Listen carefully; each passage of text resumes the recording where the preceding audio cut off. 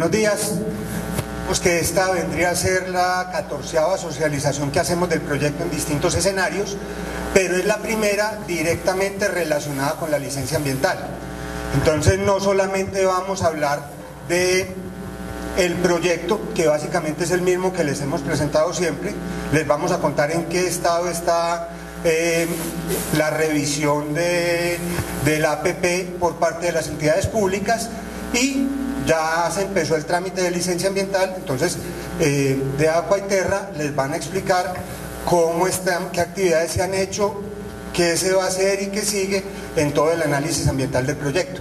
Entonces los invito primero a ver un video donde nos hacen un resumen del proyecto y después empezamos con la presentación del alcance. Desde el año 2006 se viene trabajando en proyectos para mejorar la movilidad en el Oriente.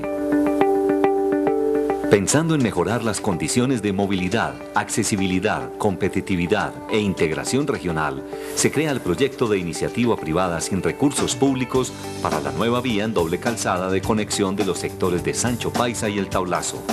Las obras se ejecutarán en jurisdicción de los municipios de Envigado, El Retiro y Río Negro. Doble Calzada Oriente es un proyecto de infraestructura que logra acortar los tiempos de viaje y las distancias entre el Valle de Aburrá y el Valle de San Nicolás, en los que encontramos municipios como El Carmen de Viboral, El Retiro, La Ceja, La Unión y Río Negro. Una de las regiones más importantes y con más desarrollo del país, caracterizada por gente pujante, visionaria y pionera en el desarrollo.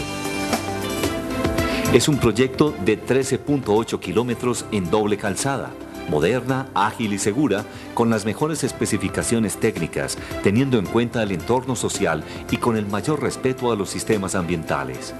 Una vía sostenible que conecta regiones para el progreso de sus habitantes. Doble Calzada Oriente es sin duda un proyecto ambicioso y visionario pensado para el desarrollo y progreso de la región. Una obra moderna que busca unir a Antioquia con una inversión que supera los 900.000 millones de pesos, incluyendo la operación y el mantenimiento, los cuales se financiarán con la instalación de un peaje, el cual contará con 12 líneas de recaudo, incluyendo sistemas de cobro automático o telepeaje. Durante la fase de operación se prestarán servicios de grúa y ambulancia, además de la vigilancia de la Policía de Carreteras. También se implementará servicios ITS de última tecnología para tener una vía amable con el usuario y sostenible ambientalmente. Un proyecto de concesión con cualidades de diseño y de trazado estratégicamente pensadas y con especificaciones técnicas sobresalientes, donde encontramos una longitud total de 13.8 kilómetros en doble calzada, carriles de 3,65 metros y separador variable a lo largo del trayecto, 6 retornos y 24 puentes en los diferentes municipios de la construcción, lo que nos permite una velocidad de diseño de 80 kilómetros por hora, teniendo en cuenta sus pendientes máximas establecidas y sus radios de curvatura. Además, sus obras de contención, estabilización y drenaje cuentan con una estricta normatividad que permiten condiciones óptimas de funcionalidad y mantenimiento y garantizan la operación del corredor vial de forma segura, protegiendo los recursos hídricos y mejorando su entorno. Una obra que generará más de 1.100 empleos directos y 650 empleos indirectos, además de que se repondrán los árboles que se talen, protegiendo así los recursos, aire y agua. Es importante destacar que se acortará las distancias y los tiempos en un 40% entre el Valle de Aburrá y el Valle de San Nicolás, mejorando de esta forma las condiciones de accesibilidad y competitividad claves para el progreso económico del departamento. Sabemos que nuevas vías son sin duda nuevas oportunidades para todos. Desde la Gobernación de Antioquia, trabajamos sin descanso por un departamento que piensa en grande. Antioquia piensa en grande. Bueno.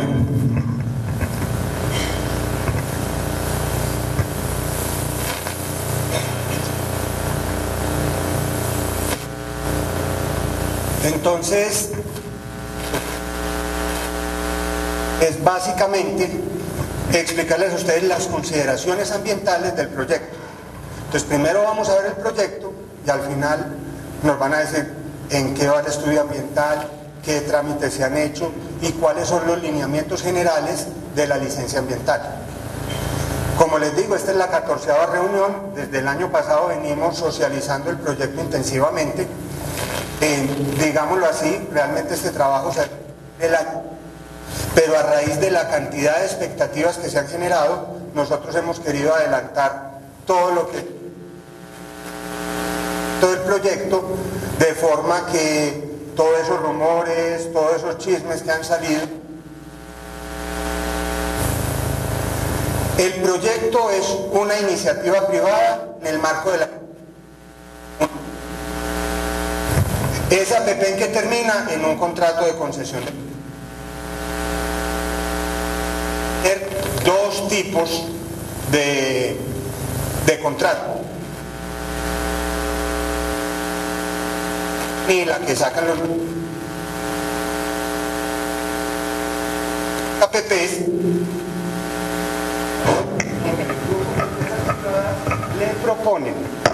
le proponen a las entidades públicas proyectos, las entidades públicas los revisan y dicen si le interesa o no.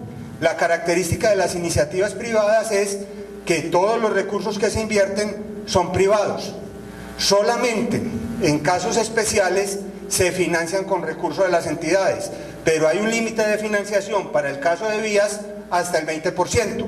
Si la APP es de, digamos, infraestructuras diferentes a vías, ese límite es hasta el 30% de la inversión. En el caso de esta APP de la doble calzada Oriente DCO, es una iniciativa privada sin recursos públicos, o sea, el departamento no tiene que poner un centavo. Tampoco se va a cobrar valorización, o sea, no incluye aportes del departamento, no incluye valorización. Lo que sí incluye es peaje. La financiación del proyecto va a ser a través de peajes. Más adelantico vamos a ver cuánto sería la tarifa, y es un peaje distinto de los que existen, y por ninguna de las vías se pagaría doble cuando se viene al oriente. Si se usa la vía de Palmas, se sigue con el de Palmas. Si se usa la vía del túnel, se paga el del túnel. Si se usa la autopista, se paga el de la autopista. Para túnel Aburrá Oriente hay un nuevo peaje, se pagará ese, y la vía de nosotros, todos aparte, nunca se pagaría doble. ¿Por qué hacer DCO? A ver, para ninguno es un misterio el desarrollo gigante que está teniendo el Oriente. Y ese desarrollo se está dando con vías o sin vías. No es que porque hay vías se genera un desarrollo, no. Ustedes ven la cantidad de licencias que están aprobadas en este momento en el Valle de San Nicolás, en todos los municipios. Si eso se hace, no hay cómo moverse. Entre los proyectos, entre los corredores, contando la autopista, contando Santa Elena, contando Palmas y contando la vía que tiene el municipio de Envigado, diariamente se mueven más de 120.000 personas entre los dos valles. Y mientras siga creciendo el Valle de San Nicolás, esa cantidad va a aumentar. Las tasas de crecimiento que nosotros tenemos son del orden del 7%. O sea que cada año la movilidad va a ser peor, no solamente en el valle, sino entre el Valle de San Nicolás y el Valle de Aburrá. Entonces hay que hacer dos tipos de proyectos. Unos proyectos que comuniquen los dos valles, que son los que le tocan al departamento y la nación, y otros que distribuyan el tráfico como lo determine cada municipio de acuerdo a su desarrollo territorial. Entonces el proyecto surge de esa necesidad que hay de comunicar los dos valles. No es sino que vengan un fin de semana. Vengan un fin de semana, un sábado, un domingo, y si es un festivo peor, para que vean las colas de kilómetros en todas las estaciones de peaje, para que vean colas arrancando casi desde los Balsos hasta Las Palmas, y uno no sabe por qué. Sencillamente la explicación es muy sencilla, no hay vías que las reciban. Entonces nos toca empezar a resolver esos problemas, y este proyecto le apunta a eso. ¿Dónde inicia DCO? Iniciamos en la glorieta de Sancho Paisa. En Sancho Paisa arranca, se pasa por encima del peaje de Palmas y se sigue la vía paralela a Las Palmas hasta más o menos donde eran Las Brisas. Ahí donde está la tiendita de muebles rústicos, se voltea, pasamos por San Gerardo, se pasa, ahora lo vemos en más detalle, entre Paulandia y Altas de la Fe, por donde hay un cultivo de aguacates.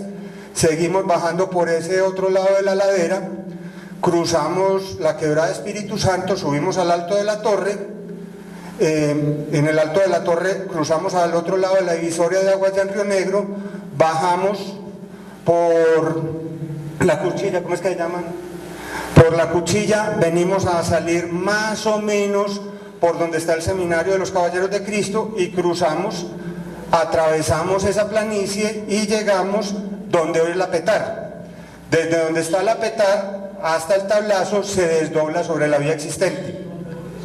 La planta de tratamiento, al frente de los guadales, que es una planta de tratamiento de aguas residuales. En esa planta de tratamiento cruzamos en un puente y empalmamos con la vía existente. Y a partir de ese punto, hasta el Tablazo, que son 800 metros, se desdobla la vía a los dos costados. Sin tocar casas, pero se desdobla a los dos costados hasta llegar a la T del Tablazo. En la T del Tablazo, esta vía se eleva, se conecta con la vía del Porvenir, y debajo del puente se hace una glorieta grande de forma que queden todas las maniobras incorporadas con la vía del aeropuerto y con continuidad hacia la vía de Río Negro. Y en el cruce que hacemos con la vía entre el Tablazo y la Pica, la vía viene a nivel y de la del Tablazo y la Pica se eleva y se hacen las conexiones para que también quede conectada con esa vía que es un poquito más pequeña. Entonces, iniciamos desde Sancho Paisa por la zona del peaje de Las Palmas, seguimos por toda esa paralela a la vía existente en Palmas hasta Muebles Rústicos, esa curva que hay grande antes de Muebles Rústicos. Palmas sigue por ahí, la doble calzada se mete, pasamos por la parte de atrás de la parcelación Las Palmas, nos metemos a la finca San Gerardo. San Gerardo es donde está la Borrascosa, pero en la parte alta. Nos metemos por la parte alta de San Gerardo, ya llegamos y pasamos entre Altos de la Fe y Paulandia, entre las dos los que han pasado por ahí, donde está el cultivo de aguacates, por ahí pasa la vía, y seguimos descolgándonos hasta buscar en la parte baja el cruce del Espíritu Santo. Afectamos los municipios de Envigado, El Retiro y Río Negro. En el municipio de Envigado tenemos esta afectación. Tenemos inventariados 16 predios identificados. En el municipio del Retiro tenemos una longitud de 6 kilómetros y afectamos 18 predios. Y en el municipio del Retiro tenemos una longitud de 6 kilómetros y se afectan 70 predios. Hay más predios en Envigado y El Retiro porque son más pequeños, o sea, los cruzamos de alguna forma. En el diseño nos hemos esforzado mucho para no demoler edificaciones, o sea, pasamos siempre por zonas verdes. Las que se demuelen son muy pequeñas. Si comparamos los proyectos existentes, si nosotros arrancamos desde Sancho Paisa y vamos a llegar a la T del Tablazo, porque el propósito del proyecto es darle continuidad al acceso a Río Negro, si usamos la vía del túnel Aburrá Oriente, tenemos 21 kilómetros desde Sancho Paisa hasta el Tablazo. Es una vía con pendientes altas, en calzada sencilla, sin adelantamientos. Adelantamientos son los que permite la geometría, no los que hace la gente. Cuando ustedes ven la raya de piso, si la raya de piso es continua, quiere decir que no se puede adelantar. ¿Qué pasa? Se nos olvida de eso y apenas nos adelantamos, sale la mano peluda y el accidente. Pero esa línea continua quiere decir no adelante. Es una vía sin adelantamientos y en condiciones ideales es una vía que se recorre entre 25 y 45 minutos. En un fin de semana uno se puede demorar 1 o 2 horas. La otra vía que tenemos es la de Las Palmas. Entre Sancho Paisa y el Tablazo, si se usan Las Palmas, hay 24 kilómetros. También es vía de montaña, en una calzada sencilla, con muchas curvas, sin adelantamientos, o sea, uno va por Las Palmas y se encuentra con la volqueta y siéntese a llorar, o suicídese, escoja. Y nos podemos demorar entre 35 y 55 minutos en condiciones normales, y un fin de semana puede pasar de 1 a 2 horas. La vía que se está proponiendo es una vía de 13,8 kilómetros, de una vez construida en doble calzada, o sea que siempre se puede adelantar. Acá las velocidades de diseño de estas dos, de este es de 60 kilómetros por hora, de este es de 50. La velocidad de diseño es la velocidad de la curva más pequeña del proyecto. Entonces, no quiere decir que toda se usa a 80. Lo que quiere decir es que en la curva más peligrosa la puede usar a 80. Esta tiene velocidad de 80 kilómetros por hora, entonces reduciría el tiempo de viaje entre la T del Tablazo y Sancho Paisa a 10 minutos si se usa con la velocidad de diseño, pudiendo adelantar, pudiendo hacer todo. Y así comunicaríamos Medellín y Río Negro con una vía en la que no tenemos que desviarnos ni pasar por todo lo que pasamos en los dos trazados actualmente. La vía tiene 24 puentes, todos puentes en doble calzada. De esos dos puentes se destacan el del Espíritu Santo, que es un puente de casi 200 metros, y el anterior al Espíritu Santo, que es un puente de 180 metros. Todos los puentes son dobles porque la vía va en doble calzada. Tendríamos 6 retornos, de forma que tendremos casi un retorno cada 2 kilómetros para la gente que quiera volver. Tenemos una estación de peaje que de una vez se va a construir con 12 líneas para que no se nos hagan tacos y el tiempo que se gana en la vía se pierda esperando en la cola de peaje. Va a tener sistemas de telepeaje, todas las tecnologías de recaudo electrónico y va a estar ubicado en la mitad de la vía, en el kilómetro 6800, es más o menos la mitad. Entonces, en ese peaje se financia la vía. Las tarifas de peaje para vehículos se están estimando en 14.300 pesos. Eso puede subir o puede bajar de acuerdo a la revisión que están haciendo de los modelos financieros en las entidades públicas. Y el que paga este peaje, solo paga este peaje, o sea, porque usó la vía y no es, digamos, no es posible usar al mismo tiempo Palmas y esta, y Palmas y túnel. Entonces es por ese corredor. La parte predial, en la parte predial, digamos, hay unas planchas catastrales. Sobre esas planchas catastrales se ubica la vía y se extrajeron los predios que afecta la vía. Por eso les podemos decir, afectamos tantos predios en cada municipio. El estudio predial se afina, sobre todo ya cuando haya contratos, se lleva más detalles, se hacen avalúos y a cada propietario en su momento, cuando se vaya a hacer la vía, se le hace la oferta de compra del inmueble. O sea, los predios se compran a precios comerciales. ¿Y qué área se compra? Como es una doble calzada, entonces la ley 1228 es lo que nos dice, mire, del eje de cada calzada hacia el exterior se deben comprar 20 metros más. ¿Qué excepción hay? Hay unas cosas que se llaman chaflanes, que es el límite donde termina el lleno, los llenos de la vía, o donde empieza el corte. De esos puntos de chaflán establecimos un criterio que nos alejamos 5 metros además del borde de chaflán. Entonces, ¿cómo se compra? Se compra como mínimo con la ley 1228. Y si en algún momento el chaflán se sale del límite de ley 1228, se compra al chaflán más 5 metros. Y acá como el chaflán estaba adentro, entonces se compra con ley 1228. No sé si alguno de ustedes ha ido por la vía Barbosa-Atillo-Barbosa, que ven que los cercos de la vía van lejos. Entonces queda la vía y una zona que pertenece a la vía de una vez reservada para que no se vuelva, como se nos han vuelto todas las otras autopistas, en negocios. Convertimos vías que deben ser expresas en vías que paran cada 5 minutos, son muy peligrosas.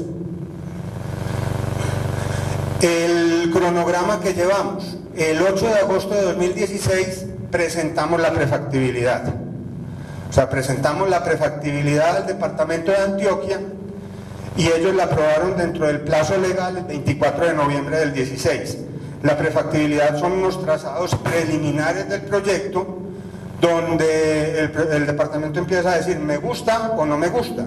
De hecho, la mayor parte de APPs de iniciativas privadas se rechazan en la prefactibilidad. El departamento lo que nos dijo es, nos interesa la idea, preséntenos un estudio de diseños definitivos. Entonces nos pasaron a factibilidad. Esa factibilidad la radicamos el 29 de agosto del año pasado. O sea, el diseño completo, la parte geotécnica, la parte de presupuestos, la ingeniería financiera, unos estudios ambientales preliminares. Toda esa información se le entregó al departamento y la viene revisando. Ya estamos en la última fase de la revisión, o sea, la parte técnica ya está revisada, la parte financiera está en revisión y estamos en la evaluación en el Ministerio de Hacienda y Crédito Público del esquema de riesgos. Como esta es una iniciativa privada y básicamente en los contratos de concesión la esencia es cómo se distribuyen los riesgos entre el privado y el público, esa distribución de riesgos que es similar a las concesiones 4G de la ANI, le debe dar el visto bueno el Ministerio de Hacienda. Entonces en este momento está en el Ministerio de Hacienda y solicitaron que el modelo financiero lo revisara uno de los bancos de segundo piso. Está en la revisión del modelo financiero por el banco de segundo piso. ¿Qué sigue? Después de que Hacienda valide el modelo financiero y diga que acepta el esquema de riesgos, en el departamento, planeación departamental, debe hacer una evaluación de una cosa que se llama comparador público-privado. Ese comparador lo que dice, mire, este proyecto se hace por obra pública o se hace por concesión. Después del comparador público-privado, ya el proyecto queda listo, se publica en la página web de contratación y en esa página de contratos se publica en un estatus especial que se llama manifestaciones de interés. Se publica toda la información del contrato y si hay algún otro grupo de empresas interesadas, se abre una licitación pública. Si no hay grupo de empresas interesadas, se adjudica directamente. Nosotros estamos esperando que la aprobación de la factibilidad ocurra hacia octubre y si nos vamos en los plazos mínimos legales, el contrato puede estar yendo a una publicación en el SECOP por los lados de enero o febrero del año entrante. Si hay interesados, si no hay interesados, en abril se estaría adjudicando y si hay interesados, el plazo se va hasta mayo del año entrante. Después de eso, habría un año de preconstrucción y después de ese año de preconstrucción se iniciarían obras. Entonces eso es lo que tenemos del proyecto. El avance que hay respecto a las reuniones anteriores es que se ha avanzado en la estructuración financiera y jurídica, que es lo que está revisando Hacienda, y para que no nos pase lo que ha pasado en otros proyectos 4G, que la licencia ambiental siempre se demora un poquito más de la cuenta, decidimos iniciar todo el trámite de licencia ambiental antes del contrato. Normalmente se inicia 1 o 2 meses después. Entonces, esta audiencia es precisamente para explicarles todas esas consideraciones ambientales y ya los dejo con Sebastián para que les explique qué se está trabajando y qué se va a hacer en esta licencia ambiental. Gracias, Germán. Buenos días.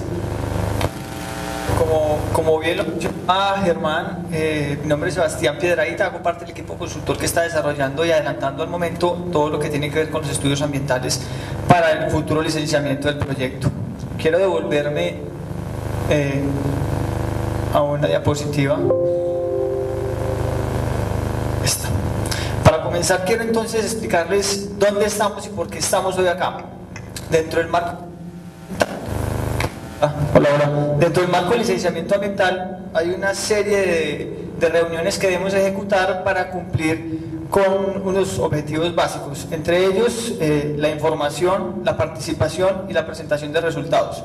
Tenemos entonces 3 momentos en los cuales vamos a tener una serie de reuniones con todos los actores estratégicos para poder ejecutar a cabalidad con los requerimientos de la autoridad ambiental. ¿Dónde nos encontramos hoy en día? Nos encontramos en el momento de socialización 1, en el cual vamos a desarrollar los objetivos básicos que son los siguientes. Una descripción general del proyecto que fue mencionaba ya ahora el ingeniero Germán, ¿cierto? Unas actividades básicas, voy a contarles qué hemos desarrollado y cuáles van a ser esas actividades futuras que vamos a ejecutar para la consecución de toda la información necesaria para tal y una resolución de inquietudes básicas que ustedes puedan tener. Vamos a ejecutar dentro del tiempo del estudio ambiental otras 2 socializaciones. La segunda socialización es una serie de reuniones que vamos a desarrollar en donde vamos a profundizar mucho más en lo que es la descripción del proyecto. Vamos a desarrollar actividades de identificación de impactos con los actores estratégicos. Vamos a identificar con ustedes cuáles podrían ser esas medidas de manejo que ustedes consideran según el entorno donde ustedes se desarrollan, ¿cierto? Y vamos a desarrollar una serie de talleres donde vamos a identificar para cada uno de ustedes cuáles son los servicios que les presta el entorno donde hoy día se pretende ejecutar el proyecto. Por último, y al finalizar toda la información, al finalizar toda la recolección de información, vamos a desarrollar una actividad que es de presentación de resultados, que es el momento, ¿sí? Que es el momento donde vamos a informarles a ustedes cuáles fueron esas actividades, cuáles fueron esos impactos del proyecto, cuáles fueron los planes de manejo ambientales que se desarrollaron o se identificaron y plantearon para prevenir, mitigar, controlar o compensar las diferentes afectaciones. Listo, partiendo entonces de esta información fundamental, vamos a todo lo que tiene que ver con lo ambiental.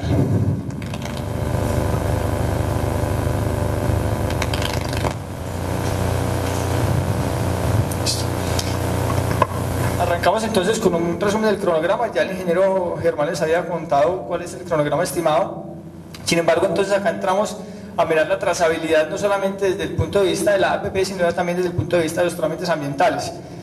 Como ustedes ya muchos han sido partícipes, han estado en diferentes reuniones que se han venido desarrollando desde junio y julio del 2017 con diferentes audiencias públicas referentes a todo el tema del proyecto. Entre febrero y marzo del 2018 se presentó a la autoridad ambiental competente, en este caso Cornare, el diagnóstico ambiental de alternativas, ¿cierto? ¿Para qué se hizo esto?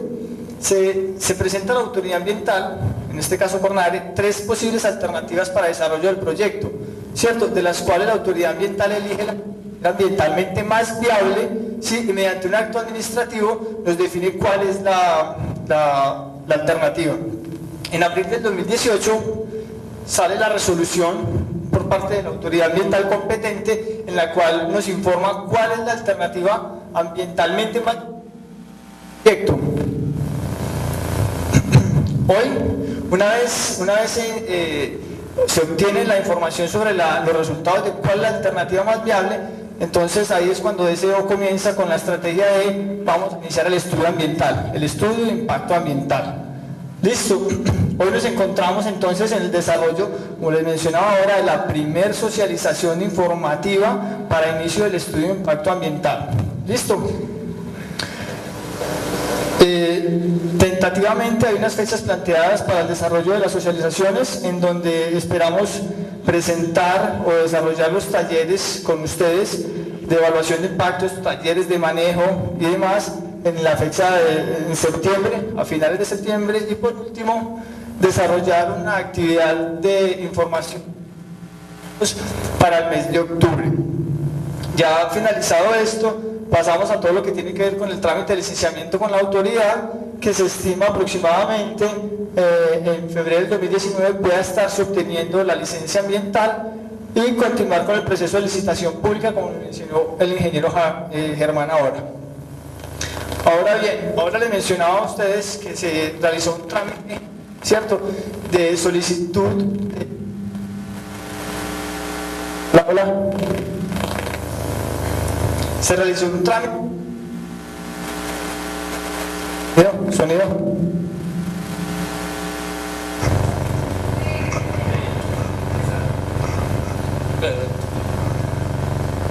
Intento con este y si no, hola, vamos a intentar con este.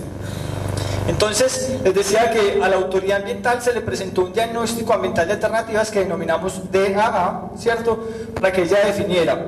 ¿Por qué Cornare? Porque Cornare es la autoridad competente para desarrollar este estudio, para evaluarlo, porque el proyecto se desarrolla en 2 municipios, ¿cierto?, de los cuales hay competencia para Cornare y Corantioquia, pero mediante un acto administrativo la ANLA designa una de las 2 corporaciones para la ejecución de...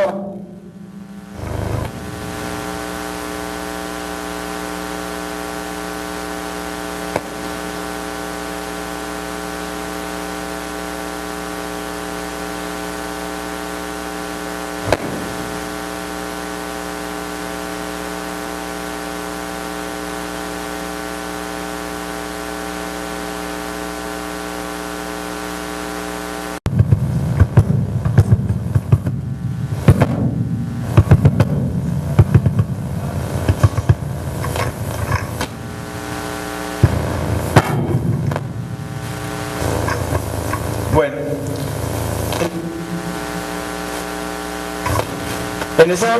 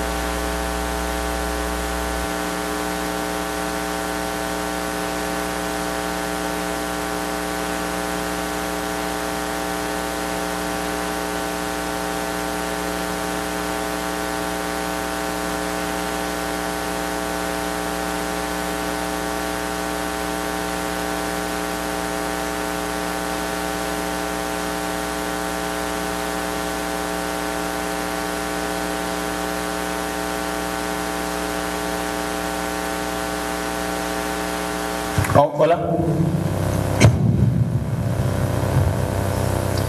Hola, hola. Bueno, vamos a intentar nuevamente. Entonces le estaba mencionando que estos son los lineamientos básicos sobre los cuales se ejecuta el estudio que estamos ahora que estaba ahora en la hora. Contiene una descripción del proyecto, una evaluación de impactos, una zonificación o clasificación de las áreas según la sensibilidad, ¿cierto? Un plan de manejo ambiental, un plan de seguimiento.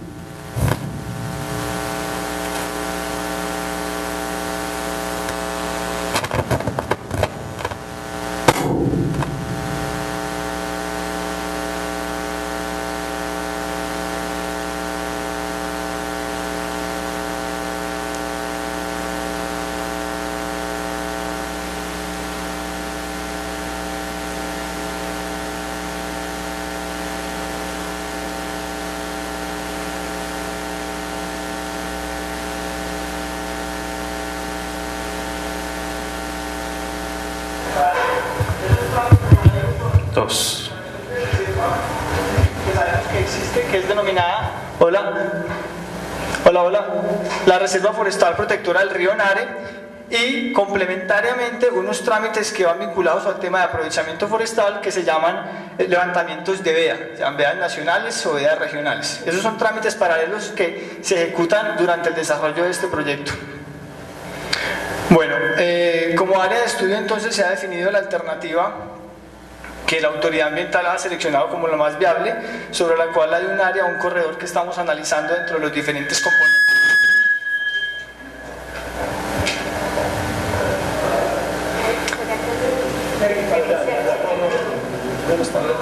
Okay.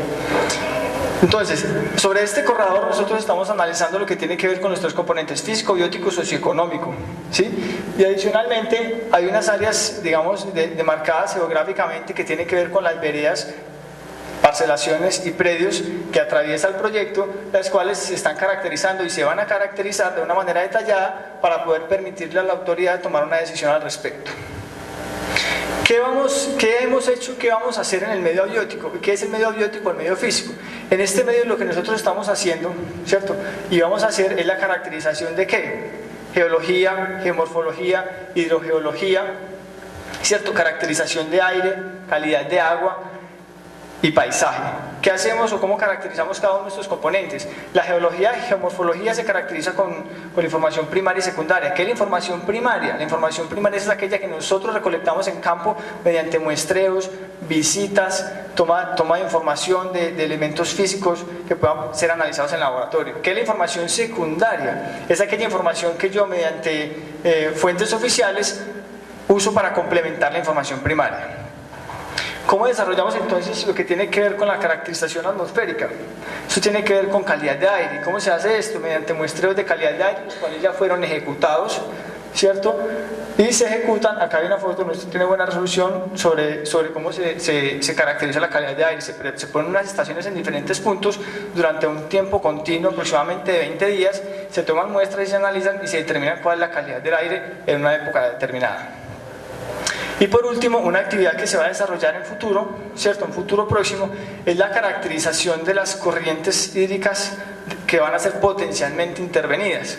¿Qué vamos a hacer ahí? Vamos a tomar unas muestras de agua, ¿cierto? Unas muestras de componentes hidrobiológicos, vamos a llevar a un laboratorio y vamos a definir cuáles son esas condiciones o qué tan contaminado no puede estar. Listo. De la misma manera,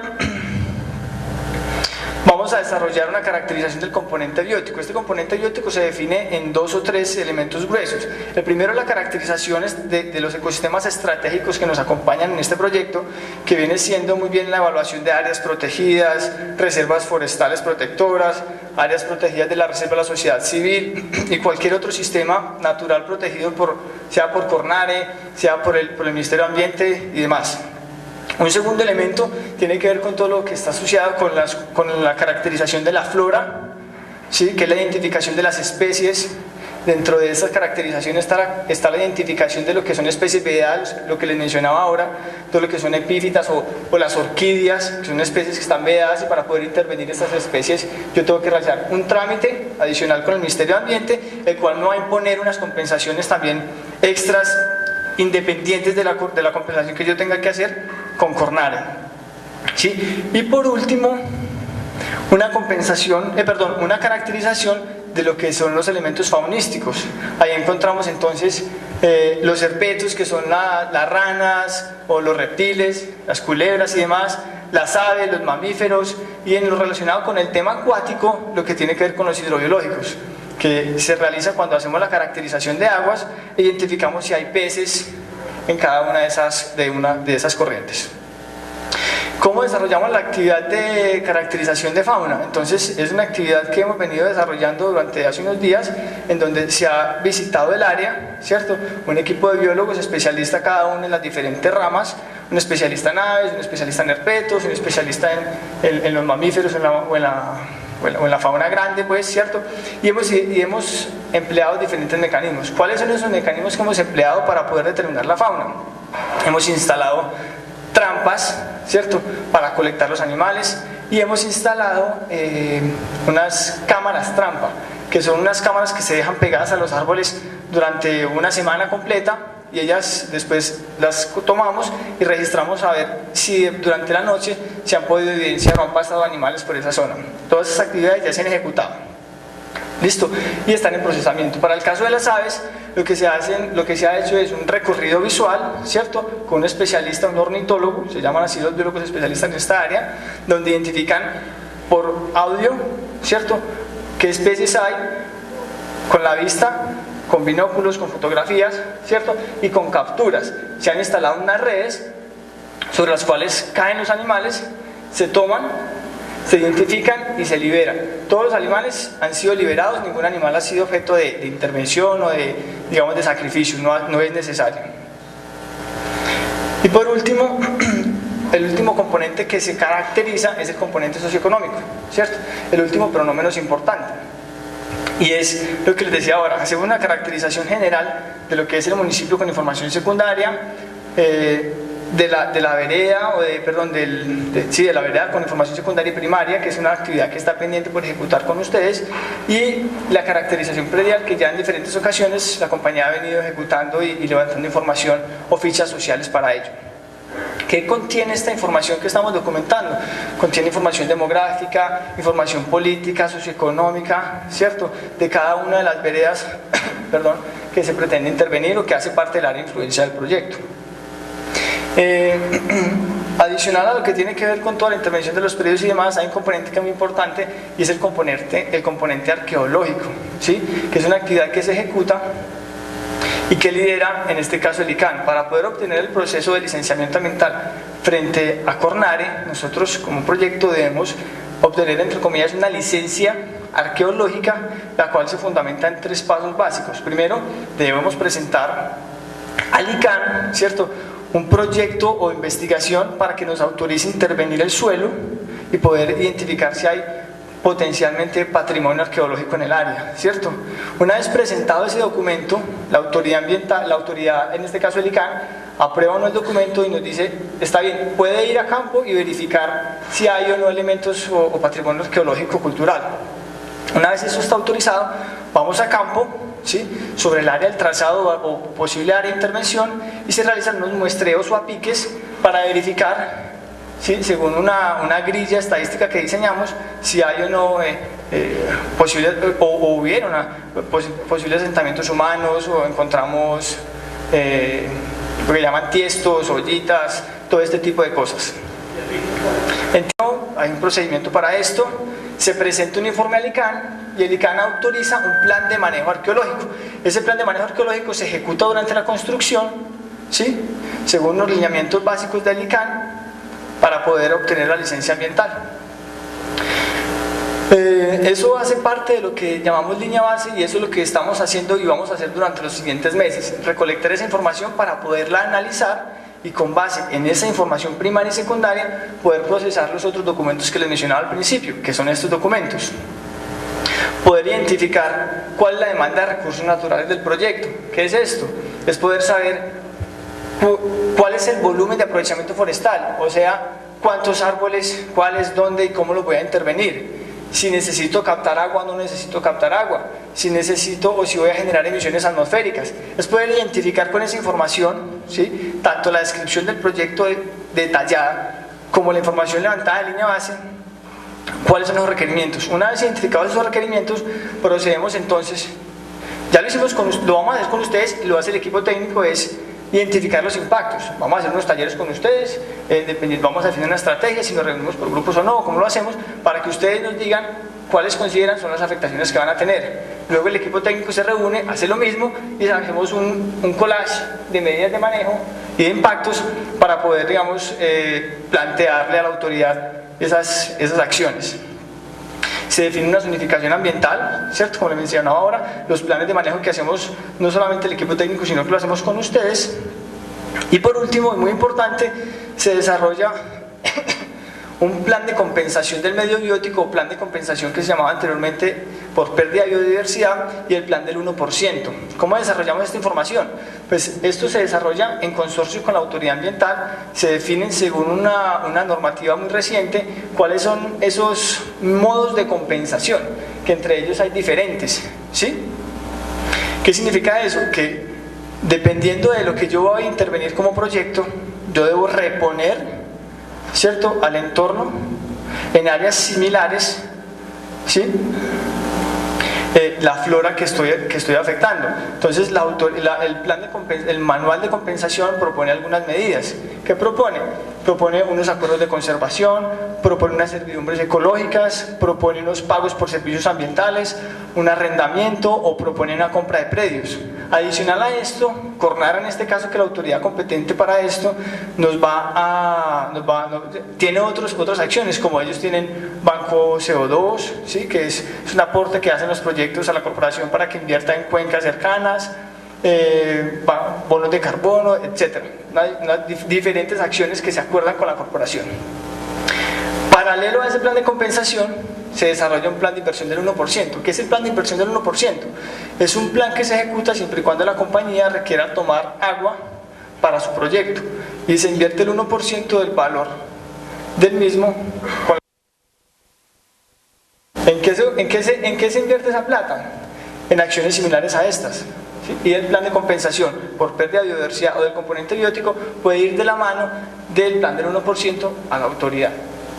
Una vez definido eso, digamos, la autoridad ambiental analiza, evalúa si requiere uno más información para tomar la decisión, ¿cierto? Si requiere más información, entonces solicita a la compañía que se documente más, se le allegue a la autoridad ambiental esa información complementaria para que ellos, en un término no mayor a 3 meses, puedan definir si hay o no licencia ambiental y cuáles son las condiciones de la misma. Finalizado eso, entonces, es lo que estamos desarrollando, lo que vamos a ejecutar durante los próximos meses, ¿cierto? Nada, y peticiones, preguntas.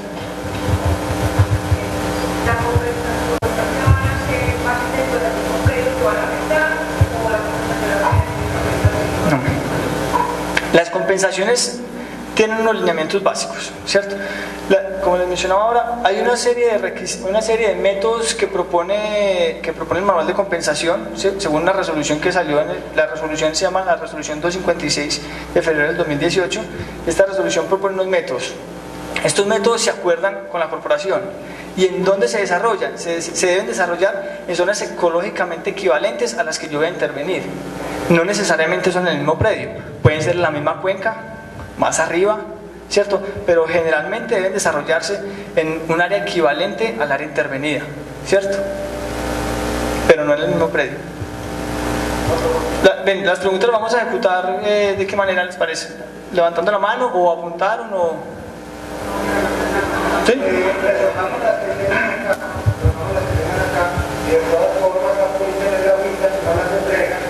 Todas las preguntas aquí no las alcanzamos a resolver porque no tenemos más se contesta. Okay. La página web del proyecto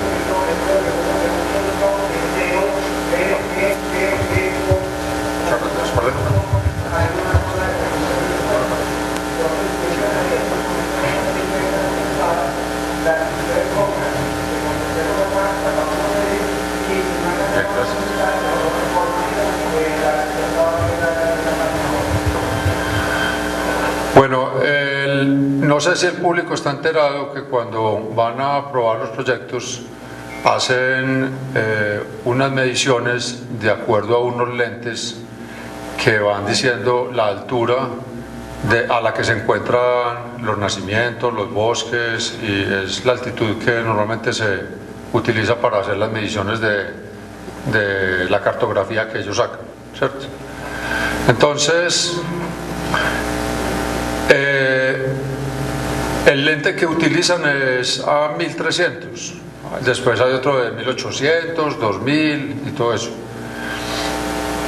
Esos lentes no especifican la cantidad de nacimientos que hay, entonces para poder aprobar el proyecto le dicen a la gente, listo, el lente que dio la medición es a 1300, pero si se utiliza un lente mayor, los nacimientos que se detectaron no son 20, sino que eran 40.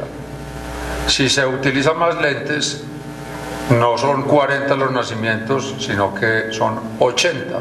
Pero para poder legalizar las cosas tienen que decir que habían tantos nacimientos de agua.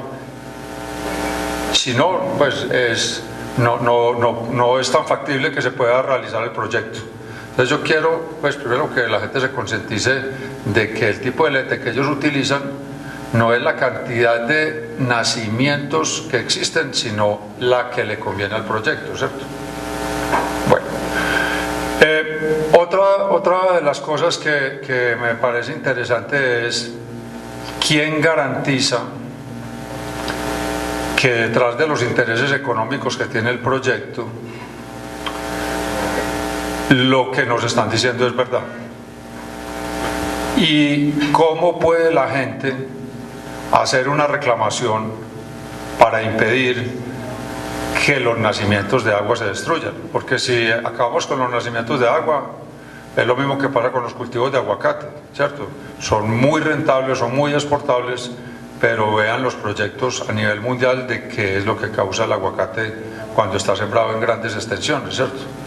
Entonces es importante, o sea, oponerse al desarrollo, a la solución de todos los problemas que tenemos todos, no es la idea, ¿cierto? Porque un país, una ciudad y 43 millones de habitantes o los habitantes que posee Antioquia necesitan un desplazamiento y necesitan unas obras y todo eso, pero ¿quién nos garantiza a nosotros y cómo? Yo creo que la idea es que ustedes nos orienten a qué nos podemos acoger para que se puedan proteger los nacimientos, para que se pueda hacer un proyecto que sea acorde con el interés que tenemos todos, ¿cierto? Bueno, frente a eso entonces son dos preguntas, ¿cierto? Lo primero que mencionabas tenía que ver con cómo identificamos, o lo que mencionabas de los lentes para la identificación de los nacimientos. Frente a eso te respondo lo siguiente. Para la identificación específicamente de nacimientos se hacen una diversa serie de actividades. Lo primero que hacemos es una identificación con información secundaria. Entonces cogemos la geología, cogemos la geomorfología, la geomorfología y la hidrogeología de información secundaria, esto sea de geominas, de Cornare, de estudios previos y demás, y en la oficina hacemos una identificación de dónde pueden haber potenciales nacimientos o afloramientos de agua. Fase 1. Fase 2. Se realiza una visita a campo, que entre eso ya hemos realizado 2 visitas a campo para hacer reconocimientos dentro de todo el corredor del proyecto, ¿cierto? Con ingenieros hidrogeólogos para verificar dónde están esos posibles afloramientos de agua. ¿Esto qué significa? Eso es información primaria. O sea, va una comisión de ingenieros a campo, ¿cierto? Con gente de la zona, va y camina el trazado y aproximadamente 200, 300 metros al lado y lado del mismo, recorriéndolo en zigzag para identificar y georreferenciar con coordenada, con fotografía y con una ficha, ¿cierto? ¿Qué es lo que hay ahí? Si es un afloramiento, si es un nacimiento o es una quebrada y demás. De esa manera es que nosotros identificamos cuáles son los nacimientos que hay dentro del trazado, ¿cierto? Para complementar eso, lo que tengo que decirles es que tanto Deseo como nosotros, consultores, Acuaiterra en este caso, somos empresas responsables, ¿sí? Que no pretendemos de ninguna manera pues, propiciar la pérdida del recurso hídrico. Por lo tanto, el diseño, ¿sí? está estructurado o está generado bajo unos criterios o lineamientos básicos, los cuales son, adicional a que la normativa no lo exige, es mínimo tener una distancia de 100 metros de cada uno de esos nacimientos. Entonces el eje, ¿sí? y el borde o chaflán, como lo decía ahora el ingeniero, debe estar retirado aproximadamente a unos 100 metros de cada uno de esos nacimientos. ¿Para qué? Para prevenir y evitar que esas afectaciones se puedan dar. Eso responde a la primera. ¿Y cómo puede usted verificar que esa información es válida? Pues de 2 maneras. Una, ¿cierto?, es siendo partícipe de estas reuniones, y en específico de la segunda reunión donde vamos a identificar cuáles son esos potenciales impactos que usted considera, ¿sí?, va a generar el proyecto. Y mediante esos talleres que vamos a desarrollar, usted me va a decir, vea, este es mi predio, por acá pasa el proyecto, y yo tengo identificado dentro de mi predio un nacimiento acá. Entonces, cogemos su información, cogemos la mía, hacemos una que llamamos mapas parlantes, comparamos la información, y si no está dentro de mi información, seguro que yo voy a enviar a un ingeniero hidrogeólogo que se va a parar allá, lo va a referenciar, lo va a mirar, lo va a identificar, y vamos a decir si afecta o no se afecta, o si está o no está. Esa es información que surte durante el proceso. Y otra manera por la cual usted puede corroborar la información, pues más que el estudio técnico y la certeza que le puedo dar yo, y la compañía, tanto Deseo como los consultores, es la certeza que le puede dar la autoridad. Ellos evalúan el estudio y toman la determinación sobre la viabilidad o no del proyecto. ¿Respondí a tus preguntas? Sí.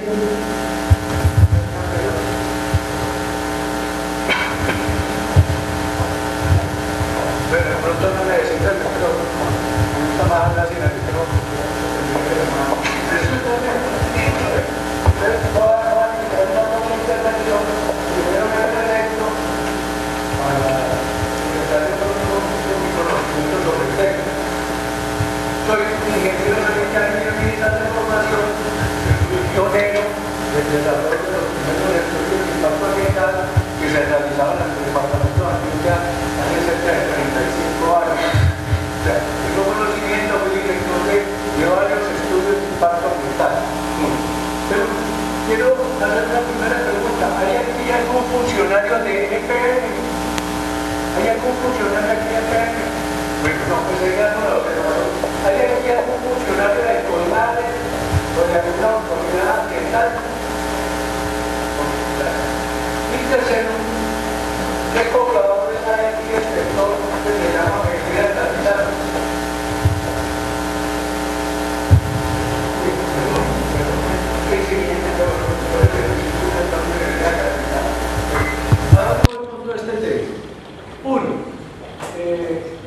vivo en la vereda Carrizales, vivo en medio del bosque de la cuenca del Espíritu Santo.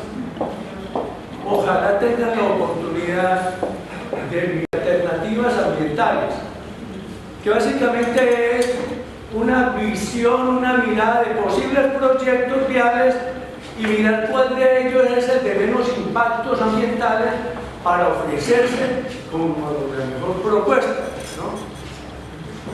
Desde hace más de año y medio que conozco este proyecto, el trazado vial por el Espíritu Santo es el que existía.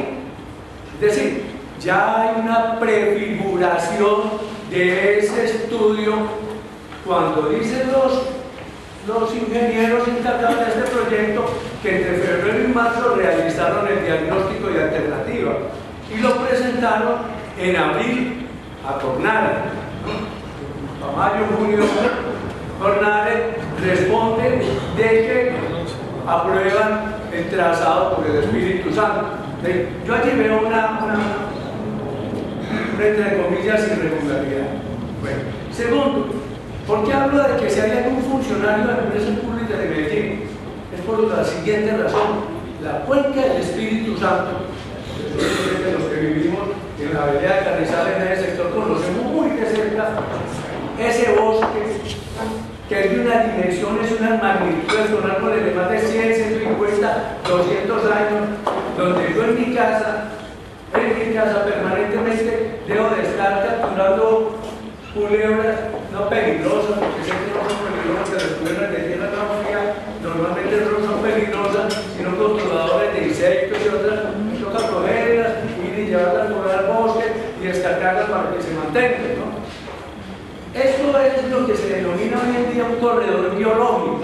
Un corredor biológico, yo me demoré para interpretar el concepto de un biólogo, ¿no? Un corredor biológico es como decir así, nosotros tenemos un corredor, es un área de circulación, pero es un área de circulación de especies vivas, de fauna, de aves, de mariposas, de culebras, de guapas.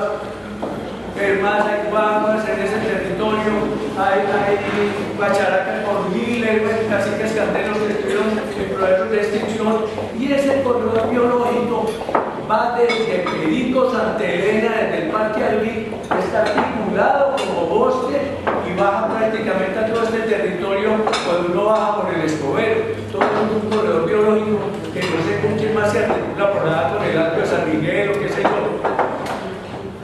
Este proyecto vial, bueno, lo valido y veo los tacos de los carros, los fines de semana, y el lamento de la gente, y todos los impactos ambientales que también tiene ese retraso vehicular, ¿no? Creo que el estudio del diagnóstico de alternativas ambientales es equivocado, es errado y posiblemente malintencionado, porque puede tener intereses que alguien declaró por ahí, intereses económicos de valorización de territorios, que en estos momentos, pues, la pregunta es, ¿estamos interesados en valorizar territorios de algunos, incluso el mío? Mi territorio, yo sé que hace la carretera ahí en Paulandia, en la finca de la Alicia, una vez de 500 o 1.000 millones de pesos. Las preguntas que tenemos que estarnos haciendo a estas alturas de la vida es si esos impactos tan trágicos desde el punto de vista ambiental tienen razón de ser o no tienen razón de ser. Esa fuente del Espíritu Santo, y por eso mi reclamo a la empresa pública de Medellín, es la que abastece el agua del Valle de la Burrá. Para que lo sepan, toda esa quebrada viene desde Perico, en Santa Elena, baja por el Espíritu Santo y es una de las fuentes principales de descarga de la represa de la Fe. Esa agua de la represa de la Fe baja por un túnel que hace más de 50 años existe a la planta de tratamiento de la Yuna y abastece gran parte del sur del Valle de la Burrá.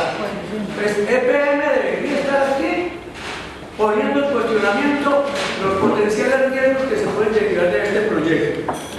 Segundo, Cornare sabe que todo ese bosque de la cuenca del Espíritu Santo ha sido declarado como reserva en tratados internacionales.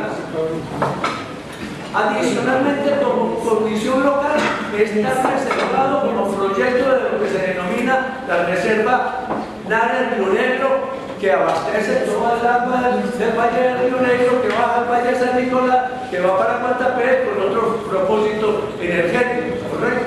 Entonces, yo quiero esto, no voy a decirle que detengan ese proyecto, pero que el estudio de alternativas ambientales sí tenga sus consideraciones, y lo que se está valorando finalmente es el estudio de alternativas económicas para los inversionistas y para los que valorizan los territorios. Ahora, antes de salir de Paulandia, hablé con uno de los vecinos, me dijo, no puedo asistir, y hablamos del tema así de vuelo de pájaro, y le digo, es que ampliar la doble calzada, la actual vía con la que circulamos. Un paréntesis, si miramos el trazado de esa carretera, nos vamos a encontrar desde que esa carretera va a ser muy versátil, muy ágil, muy rápida para venir al Río Negro. Pero si usted se va para la carretera Alto de las Palmas, que cogen hacia el Retiro y hacia la Ceja y hacia parte de Llano Grande, es donde está por ahí el 80% de las tendencias del desarrollo inmobiliario de este territorio. No está en Río Negro. En Río Negro hay unos procesos de desarrollo industrial que no se corresponden con toda esa etapa de pobladores que suben de Medellín a Sultana, al Retiro, a la Ceja. Este proyecto ya debería tener una tendencia, una respuesta de desarrollo a ese territorio. Muchísimas gracias.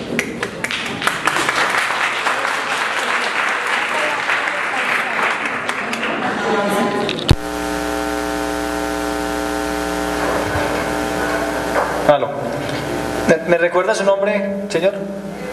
Evin. Bueno, yo tomé nota de algunas de sus inquietudes. Voy a darle claridad a las que alcancé, digamos, a identificar. Lo primero que quiero mencionar es el tema del diagnóstico ambiental de alternativas, y tiene que ver con las fechas, ¿sí? El diagnóstico ambiental de alternativas, o sea, no se obtuvo, o sea, no es un trámite de un mes, ¿sí?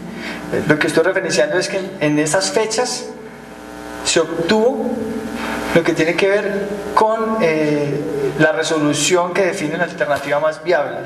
Pero el proceso con la autoridad data de varios meses atrás, ¿sí?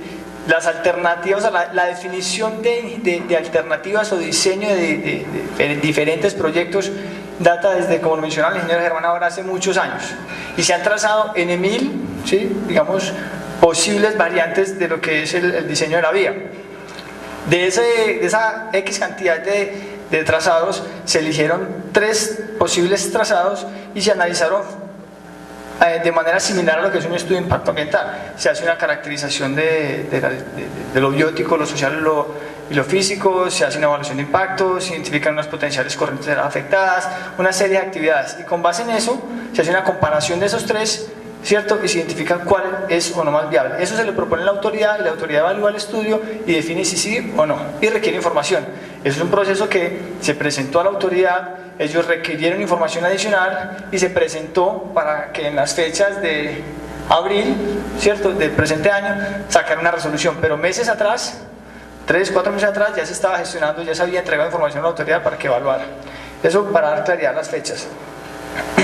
Lo que tiene que ver con el corredor biológico, pues efectivamente es un área protegida, sí, es un área boscosa, que tenemos que decir que no toda el área boscosa hace parte del área protegida, eso hace parte del análisis que tenemos que hacer. Frente a lo que usted menciona del corredor biológico, es parte de lo que tenemos que evaluar y para lo que los invito a la segunda socialización, en donde vamos a hacer un taller y vamos a analizar con cartografía, vamos a analizar con un equipo de biólogos, con los propietarios de los predios, cuáles son los potenciales impactos. Vamos a hacer un análisis de fragmentación, en donde analizamos qué tanto se va a fragmentar el bosque, qué posibilidad hay de que se afecten las comunidades biológicas en pasar de un lado al otro y demás. Y a lo que le identifiquemos un impacto, pues vamos a tener que proponer una medida de prevención, mitigación, corrección o compensación, ¿cierto? Y eso lo vamos a construir con el equipo técnico de SEO, con el equipo técnico del consultor y con las comunidades, ¿cierto? Y lo que tiene que ver con la reserva, con lo que usted mencionó en la reserva, pues si bien es una reserva, que hace una reserva forestal protectora a nivel nacional, pues es la legislación ambiental colombiana permite realizar ese levantamiento de esa área protegida, ¿sí? Bajo unos criterios específicos, y para eso realizamos un trámite, como les decía al principio, paralelo al estudio de impacto ambiental, un trámite independiente que no evalúa ni siquiera Cornare, sino que evalúa en este caso el Ministerio de Ambiente y Desarrollo Sostenible con la Subdirección de Bosques, y definen si es viable o no sustraer esa área dependiendo de la información o de los impactos que se puedan generar. ¿Sí? ¿Pasa? ¿Existe alguna autoridad que vigile que cuando se otorgue esa licencia se hayan cumplido con todos los requisitos y con todo que se haya tenido en cuenta todo el impacto ambiental que esto puede producir? Bueno, pues Cornare, al ser una entidad pública, a ellos los rige la Procuraduría y la Contraloría. Sí, hay una Procuraduría Ambiental, ¿cierto? Realmente a ellos no tienen un interventor durante el desarrollo del proyecto, pero la comunidad está en toda su potestad de solicitar a la Procuraduría una evaluación. Allá voy. Y entonces aquí relaciono con la pregunta que dijo Carlos Mario. Entonces nosotros, que somos los pobladores de la zona, no vamos a tener ninguna garantía de que el otorgamiento de esa licencia ambiental sea legalmente, corresponda legalmente a lo que ustedes nos están diciendo. Cuando vemos que todos sabemos, no es un secreto, que uno de los grandes beneficiados con esta obra no es la gobernación, es el gobernador como persona natural. Entonces, nosotros, ¿qué podemos hacer? ¿Cómo podemos vigilar que realmente todo lo que ustedes nos están diciendo sí se cumpla? ¿Cómo podemos estar seguros de que esa reserva sí se va a proteger?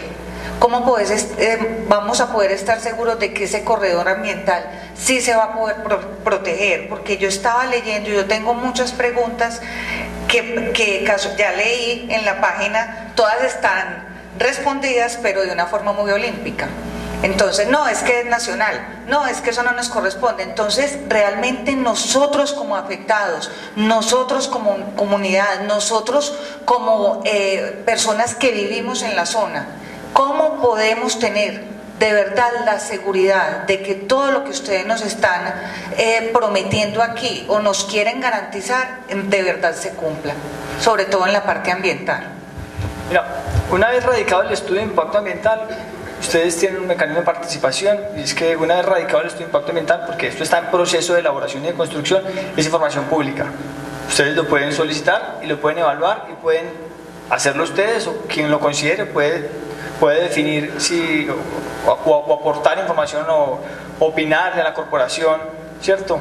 O solicitar una audiencia y demás para evaluar el proyecto, y pueden presentar toda la información, quejas, peticiones que haya, reclamos a la autoridad, ¿cierto? ¿Quién te garantiza? Pues la compañía. Nosotros somos una compañía seria que llevamos aproximadamente 15 años en el mercado desarrollando tipos de estudios de impacto ambiental para el sector de infraestructura, y nosotros lo que hacemos es levantar la información, una radiografía de lo que hay, evaluarlo frente al proyecto y presentar unas medidas de manejo para los impactos. Todos los proyectos de infraestructura generan un impacto, pequeño, grande o mediano, lo generan, pero para eso se previene o se compensa. O sea, yo prevengo, mitigo, reduzco o compenso si definitivamente no puedo hacer nada con ese impacto. Eso se va a dar, y ustedes mismos, una vez el estudio sea público, pueden evaluarlo.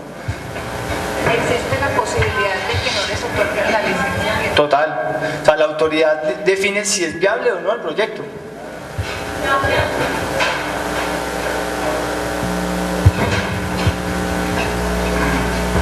Muy buenos días para todos, mi nombre es Diego Alejandro Gallego Tobón, soy el personero delegado para Derechos Humanos, Salud y Medio Ambiente del municipio de Río Negro.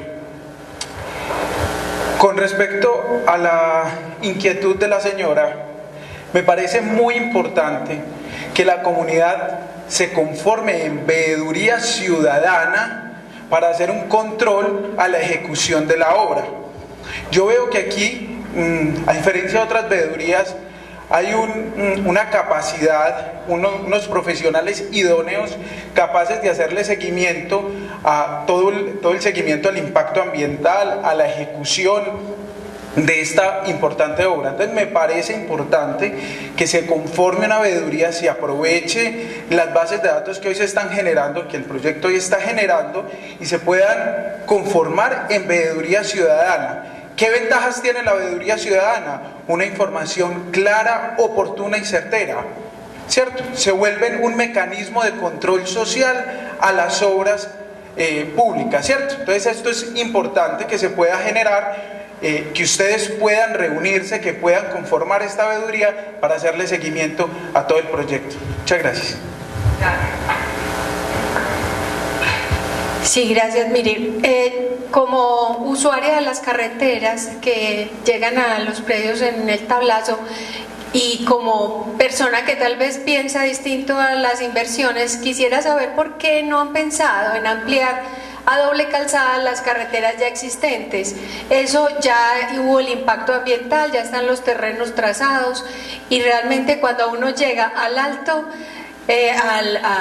a Sancho Paisa, uno sabe que si va hacia el aeropuerto la condición de tráfico es distinta, así sigue para el Retiro. Como dice el señor, la mayoría de las urbanizaciones están yendo hacia el Retiro. ¿Por qué no entonces amplían a doble calzada cada una de ellas? Y así llegamos más rápido y hay forma de hacer los pasos de los carros.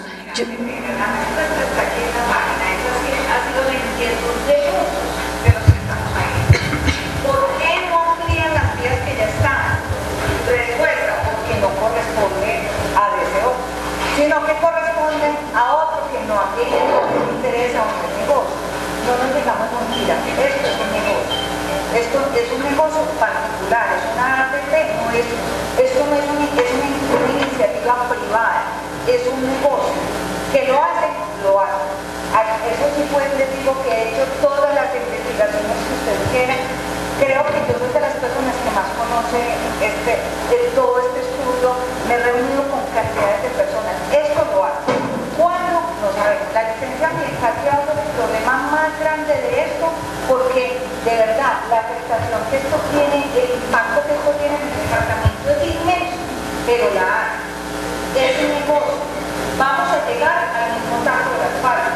Y a la grande no se soluciona, el Retiro no se soluciona. ¿Esto qué va a hacer? Una vía hermosa, turística, nos va a traer mucho turismo, las personas van de donde van a estar felices andando por eso, ya no va a haber ciclovía. Entonces, esto es un negocio y ya que tenemos que hacer nosotros como propietarios. Negociar bien el valor de nuestro predio, porque número uno. Número dos, vigilar que todo lo que si lo cumplan, porque mire, detrás de esto está el gobernador, señor Prensa, Luis Pérez, tanto así que nombró un gobernador ad hoc, que la hace, porque no nos podemos negar que el desarrollo es el cielo, pero el beneficio no está claro.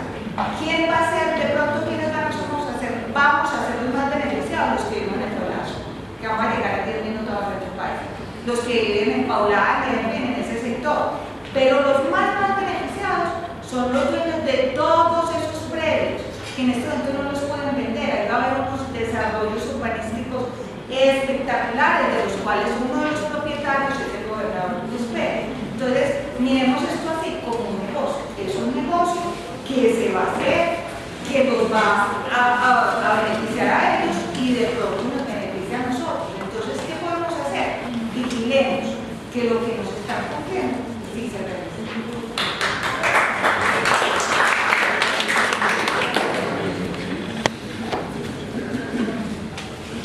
A ver, para complementar la ampliación de las vías que existen, yo te tengo una sola pregunta. En la zona de la cantera de Borrascosa y del Alto de Carrizales hasta Antecitos de la Fe, ¿por dónde hacer la doble calzada? Y más que por dónde hacer la doble calzada, porque los problemas técnicos se resuelven, los problemas de plata se resuelven. ¿Qué haces con más de 800 familias que están al lado de la vía, en zonas que son propiedad del gobierno, porque están en las zonas de retiro y que poseen mejoras ahí? En cada casita de esas, y decirle que te dejen entrar. Encontrás donde viven 20 o 30 personas, la familia extendida, papá, mamá, hijos, nietos, ¿qué vas a hacer con toda esa gente que trabaja ahí, deriva su sustento ahí y comercializa sus productos ahí? Entonces viene esa parte social que también entra en esto. Entonces, y viene la otra que son de especificaciones de vía. No, hágala por debajo. A ver, cuando hablamos de especificaciones de vías, y se las mencionamos ahí que son 4G, las pendientes no pueden ser mayores al 8% y la pendiente deseable es el 6%. Palmas tiene pendientes del 10-11%, la autopista tiene pendientes del 8 al 10%. O sea, nosotros nos acostumbramos a subir unas lomas que no deben ser para las vías. Los radios de giro, los adelantamientos, o sea, en esas partes no hay alternativas para hacer, ni en Palmas, ni en la variante, porque mire cómo quedarían todas las parcelaciones, que allá no son las invasiones, en la variante no tienen el problema de poseedores de predios al lado de la vía, sino que hicieron porterías y casas estrato 1000 sobre las zonas de vía. Lo mismo que nos pasa en Llano Grande. En Llano Grande hay proyectos para ejecutar, pero vaya, consiga los predios. Si viste la ley 1228, esa es del 2008. No solo es del 2008, sino que hay una ley, el decreto ley 2770, que viene del 53, donde me dicen, mire, si hay una vía, desde que está vigente la ley 1228 deje 30 metros, y antes de la ley 1228 deje 15 metros. Los cercos de las casas, así no se haya comprado el predio, deben estar en el límite de los 15 metros de vía. Yo te invito a que me busques una sola zona en el oriente donde se haya cumplido eso. Si eso estuviera cumplido, las vías estaban resueltas. Entonces, acá no es que no se quiera porque no ampliar las vías. Hay unos problemas que se han generado por la misma situación social del oriente. O sea, ¿cómo resolvemos el problema de casi 1000 personas que viven y derivan su sustento al borde de la vía? Que si vos lees la ley 1228, te invito a que leas la ley 1228 artículo 4, y la acaban de confirmar ahora con la ley 1882 en el artículo 17, donde si uno va a desalojar una de esas personas que viven al lado de la vía, la indemnización es 0 pesos.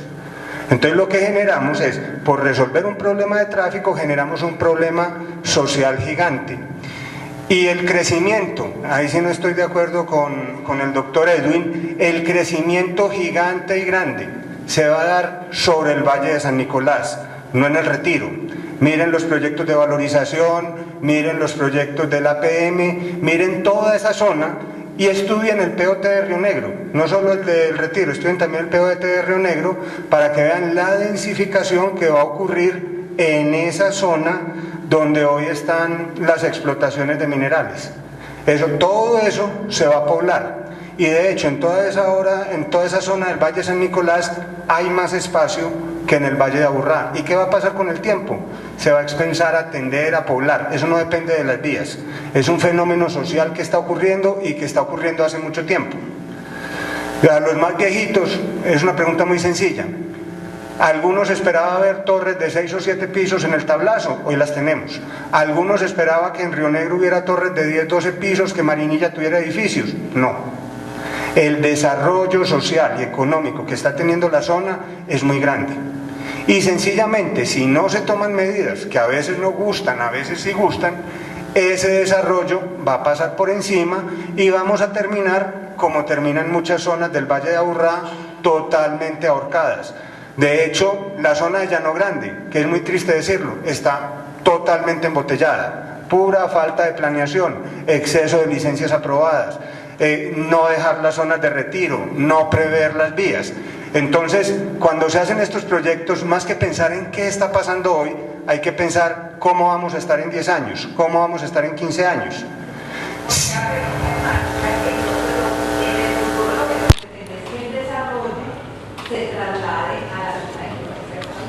No es que se traslade, el desarrollo está... A ver, en el eje de la vía es muy difícil, sobre el eje de la vía es muy difícil porque, a ver, en la zona particular del Retiro hay una zona de protección ambiental. Si van a construir ahí, creo que el área mínima es como 1 hectárea, 10.000 metros creo que es la norma o un poquito más. No pueden construir ni desarrollar. ¿Qué se está pidiendo? La zona de sustracción, la sustracción de la zona ambiental para hacer la vía, como es un proceso normal en todas las 4G. Viene lo otro, la vía compra la zona de reserva, que es una cosa que de pronto le faltó a la nación cuando hizo sus proyectos inicialmente, y no solamente compra la zona de reserva, sino que se cerca. Por eso les decía cuando hacía la exposición que si alguno ha recorrido el tramo Atillo-Barbosa y el tramo Barbosa-Pradera, y va a encontrar que va la doble calzada, que el caso Atillo-Barbosa es una doble calzada que va a ajustar 5 o 6 años ya de construida, y si ustedes ven a los lados no tiene estaderos. ¿Y por qué no tiene estaderos? Porque toda la franja de vía se compró. Y al comprarse, eso queda de la entidad pública dueña de la vía y no va a dejar de hacer estaderos. Si le van a hacer una urbanización o una parcelación, a ese urbanizador le va a tocar cumplir unos requisitos de incorporación que sean seguros. No como ahora, ustedes cogen la doble calzada, por ejemplo, autopista en la zona de Guarne. ¿Saben a qué velocidad se podría usar en esas rectas que hay en Guarne la doble calzada? A 30 kilómetros por hora, por una razón muy sencilla. Todos los accesos que hicieron las fábricas a la doble calzada se pierden. ¿Para dónde va esto si no se hacen vías y si no se cuidan los derechos de vía? Vayan y recorran la autopista Norte en Bello. A ver, ¿cuánto se demoran en recorrer 1,5 kilómetros de la autopista Norte en Bello, totalmente ocupadas por casas, por fábricas y todos los dos costados? Cuando hacemos este tipo de vías son vías expresas. Acá lo que se quiere y lo que se pretende con el proyecto es darle una continuidad a Palmas para comunicar el Valle de San Nicolás y el Valle de Aburrá, específicamente la parte centro-sur de Medellín con Río Negro a través de la vía del Porvenir, y distribuir el tráfico que en este momento está totalmente concentrado en 2 o 3 puntos por donde llega. Hágase o no se haga el proyecto, el tráfico va a ser el mismo y va a seguir creciendo. De hecho, es de las zonas donde más crece el tráfico en Colombia. Estamos hablando de crecimientos del 7% al año, donde las vías ya quedaron copadas. O sea, para ninguno es un misterio qué pasa un día del padre, qué pasa un fin de semana, el tamaño de los tacos, la furia de todos el fin de semana. Si vamos a Llano Grande, salgan a mediodía, salgan por la mañana o salgan por la tarde en Llano Grande y se van a sentir que van por la avenida regional en unos tacos. No, el problema de Llano Grande tiene una solución muy sencilla, es recuperar las fajas de uso público que le tiene la ley 1228, se entregan y se construye la doble calzada. Ese es el problema. Y esos problemas se resuelven con infraestructura vial planeada, como está la planeada en el POT en este momento de Río Negro, a hacer esas obras y hacer esas obras antes, no después de. Entonces, que se parece, no, que es que la vía de las Torres, ¿eso para qué si no hay nada ahí? Hoy no hay nada en las Torres, hoy no hay nada en las Torres. Esperemos 10 añitos a ver qué va a haber ahí. Y una cosa es poder hacer la vía hoy con la tierra que es barata, donde hay espacio para hacer la vía adecuada, a esperar dentro de 10 años y uno ver cómo está. Ahora que decían de Google Earth, entren al Google Earth y vean la zona de Llano Grande para que vean que parece la tierra como con sarampión, es llena de casitas por todas partes. Cada que uno se enfoca en una parcelación, las vías de la parcelación espectaculares, anchas, con carriles de acuerdo a ley 105, unos urbanismos muy bonitos. ¿Y cómo entra uno? Por una vía destapada totalmente mala. Y cada vez que cogemos una finca de esas que tenía una casa y la reemplazamos por 80 casas, y ya por edificios, donde cada edificio puede tener 60 o 70 apartamentos, esas vías van a estar más chiquitas, esas vías van a estar más ocupadas, y los causantes de todo lo que vemos ahora somos nosotros mismos. Entonces hay que poner en una balanza las dos cosas, la parte ambiental y la parte del desarrollo, y qué se quiere. Por eso la ley en Colombia es de las leyes más estrictas en la parte ambiental. Es de las más estrictas. Todos estos estudios no los hacemos porque somos muy queridos y responsables. Responsables sí somos, pero todos estos estudios son los estudios mínimos que pide la ley. Yo no puedo presentar un proyecto ambiental si no tengo caracterización del medio biótico, del medio abiótico, estudios socioeconómicos, si no tengo inventarios de fauna completos, si no tengo, por ejemplo, cosas tan sencillas como las epífitas. Hay que ver lo que implica el trasplante y traslado de epífitas. Los invito a que busquen, por ejemplo, en el caso que se hizo en Atillo, pongan epífitas Aburrá Norte. para que vean un estudio y una investigación completa de cómo se trasladan esos. ¿Qué son epífitas? Epienzima fitas vivos. Son plantas que crecen encima de otros sin parasitarlas. Entonces son los sarros, las orquídeas, y hay unas, como esas tienen nervaduras, son vasculares. Hay otras que no son vasculares, los musgos y los líquenes. Todo eso es el trabajo que está haciendo la empresa de Sebastián, evaluando cuántas hay, dónde están, en qué condiciones están. Y no es que se tumbe el árbol y se fueron, no. Toca coger esas especies de características similares. Un árbol que se tumba, hay unas normas de compensación. Si ese árbol se tumba, hay que sembrar, dependiendo de la especie de la zona, entre 5 y 10 árboles más y conservarlos hasta que ese árbol pueda sobrevivir. Normalmente son 3 años. Entonces, el trabajo ambiental no se ve, pero el trabajo ambiental ha sido gigante. Desde la primera audiencia, desde la primera reunión que tuvimos en el DAN, se viene trabajando en el área ambiental. A los que viven en Paulandia les ha tocado ver la gente trabajando. Esos no son topógrafos, no, son especialistas ambientales recolectando muestras. Para recolectar esas muestras, lo que le decía ahora Sebastián, no es que capturamos el pajarito, es que cogimos la chucha, es que vimos la culebra. Para recobrar esas muestras hay que pedir un permiso en el Ministerio del Medio Ambiente. O sea, son unos trámites que son lentos y se vienen haciendo. Entonces, la idea es que el proyecto produzca el menor impacto posible en los recursos del medio ambiente. Esa es la idea. En los corredores de fauna, lo más fácil era bajar, pasar con un puente de 30 metros la quebrada de Espíritu Santo y volver a subir. Pero si ustedes vieron en la animación, hay unos videos de 200 o 30 metros precisamente para dejar todos esos corredores lo menos afectados posibles. Y en algunos puntos va a ser donde cortamos y no es posible hacer puentes, hay una cosa que se llaman pasos de fauna. Entonces todo eso va en la licencia ambiental. ¿Qué es que quién garantiza que se cumple? Lo que les contestó Sebastián, hay unos requisitos mínimos, estos son listas de chequeo. Esa lista de chequeo la revisa la autoridad ambiental, inclusive a veces exigen más, de eso salen unas fichas de programas y después viene una cosa que se llaman los ICA, cuando inicia la obra. O sea, no es que se quedó eso y como letra muerta ahí. Cada trimestre hay que entregarle a la autoridad ambiental un informe de cumplimiento ambiental, donde cada uno de los programas ambientales, que siempre dan del lado de entre 25 y 30, donde en cada uno de los programas ambientales se dice, mire, en el programa de protección de fauna hicimos esto, hicimos esto, hicimos esto, de acuerdo a los lineamientos de la licencia. Entonces, esas cosas están inventadas y así se hacen todos los proyectos. O sea, no es que lleguen y arrasan, no. Todos los proyectos que son en contratos con el Estado tienen que cumplir eso. La autoridad ambiental llega a los extremos más grandes y es la autoridad con más poder que controla la infraestructura. Si uno incumple la licencia ambiental, la autoridad ambiental puede ordenar suspender el proyecto en cualquier etapa de construcción. Miren lo que está pasando en Hidroituango. ¿Qué dijo Hidroituango? Suspendan. Porque no cumplió unas cosas ambientales o porque tiene unos presuntos incumplimientos ambientales. Eso no solamente funciona en Hidroituango, sino que funciona en todos los proyectos de infraestructura. Una vez es que yo vi un bulldozer trabajando haciendo una vía, averigüen quién lo está haciendo. Lo triste es que el rasero es muy distinto. Una cosa es la contratación pública como esta, donde hay que cumplir todas las normas, y otra es cuando se empieza una urbanización y, digámoslo así, así se me enojan algunos acá, Paulandia, Altos de la Fe, y la mayor parte de las parcelaciones que hay construidas en esa zona, en ese cuadradito que podemos hacer, están construidas en una zona de reserva y no tienen los impactos ambientales controlados.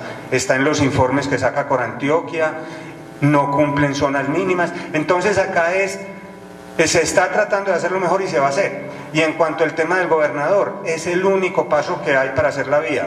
Miren, cuando suben por Palmas, antecitos de Pícolo, ¿por dónde pasan las líneas de alta tensión? Las líneas de alta tensión pasan, y si ustedes ven el perfil de ese sistema montañoso, las dos boqueroncitos que tenemos para pasar están ahí.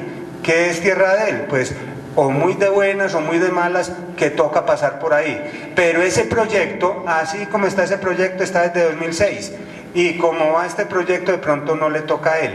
Y como le toca a él, le tocó hacer una cosa. El gobernador ad hoc no lo nombra el gobernador, lo nombra el presidente de la República. Ahora que tenemos cambio de gobierno, el nuevo presidente tiene que nombrar un nuevo gobernador encargado para esto. Él no puede decidir y sencillamente el que decide es el otro señor, que está influenciado de todo eso.